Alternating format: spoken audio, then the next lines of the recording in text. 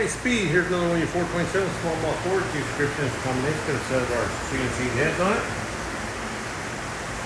Custom ground hydraulic roller. It's all blocked out motor. Obviously boiler on top of it.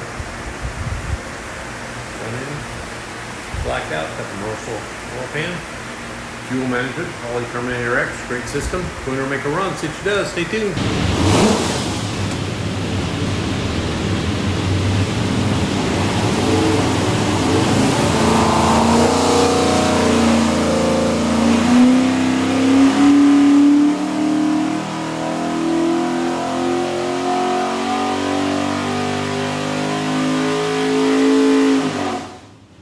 Doke, 3,600, 459 foot-pounds of torque, peak torque 531, peak horsepower 579, so everything's good.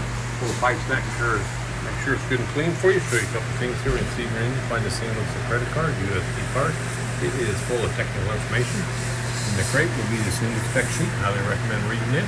Have a great day.